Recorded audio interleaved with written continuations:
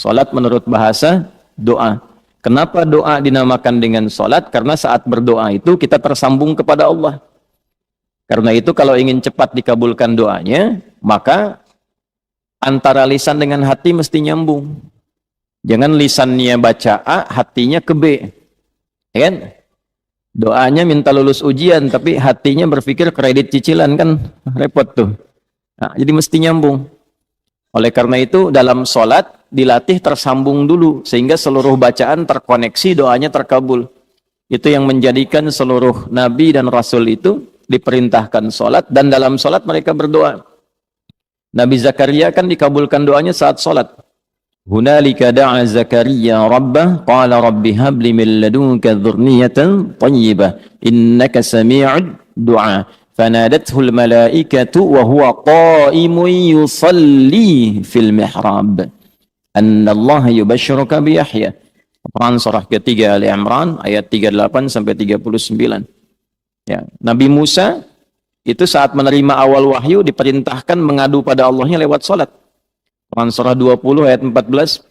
Innani anallahu la ilaha illa ana fa'budni wa aqimis salata lidzikri. Nabi Isa itu baru lahir, perintah pertamanya itu salat. Ya. Quran surah ke-19 itu Maryam ayat 31 sampai dengan 33 itu. Wa ja'alani mubarakan aina ma kuntu wa awsani bis shalah. Nabi Ismail alaihissalam sampai mewasiatkan pada keluarganya supaya konsisten sholat agar terus terkoneksi dengan Allah. Saya selalu memberikan logika begini, kalau Anda itu punya koneksi dengan pejabat, aksesnya mudah kan? Gitu. Punya koneksi dengan DKM ini aksesnya mudah ke masjid tuh. Ya. Baik. Nah, punya koneksi dengan Allah apa yang sulit bagi Allah? Nah, Nabi Ismail alaihissalam itu mewanti-wanti keluarganya dan meminta, bahkan memerintahkan mereka konsisten menjaga sholat. Itu diabadikan di Al-Quran surah ke-19 Maryam di ayat ke-55. Wa kana ya'muru ahlahu bis-shalah.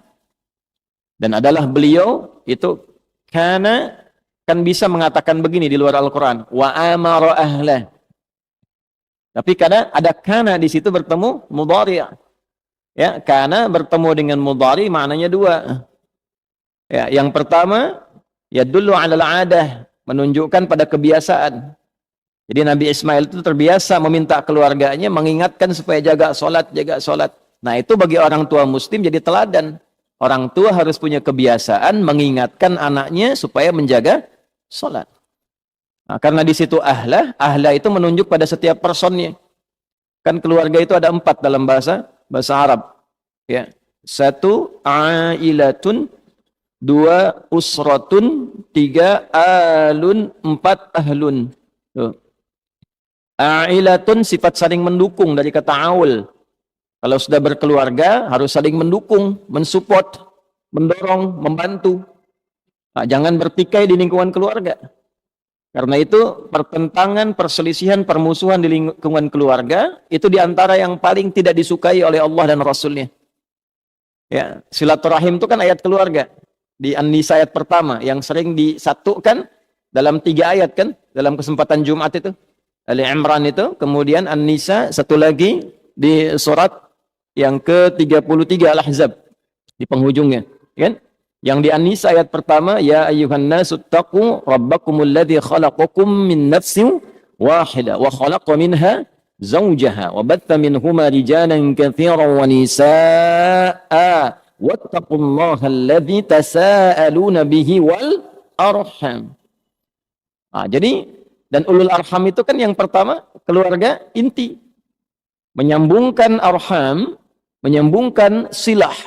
Ya, terkoneksi dengan kuat di antara bagian keluarga itu bagian dari ketakwaan. Mafhum mukhalafahnya apa? Ya, mafhum mukhalafahnya, pengertian terbaliknya, memutus rahim, memutus hubungan kekeluargaan itu termasuk dari penyimpangan terhadap nilai takwa.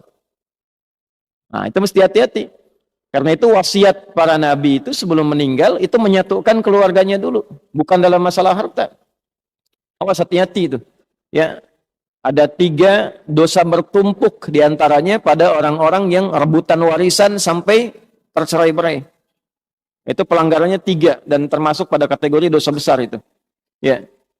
rebutan warisan sampai bertengkar sampai memutus hubungan silaturahim. Karena itu orang tua dalam hidup satukan, ingatkan sholat, bahkan sebelum meninggal harus dipastikan itu.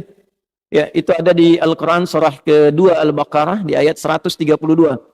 Am kuntum syuhada'a idh hadara Ya'qub al-maut idh qala li banihi ma ta'buduna min ba'di qalu na'budu ilahaka wa ilaha abaika Ibrahim wa Ismail wa Ishaq ilahu wahida wa nahnu lahu muslimun. Apakah kalian pernah dengar kisah, pernah tahu tentang cerita bagaimana Nabi Ya'qub itu menjelang wafatnya beliau kumpulkan anak-anaknya, keluarga besarnya.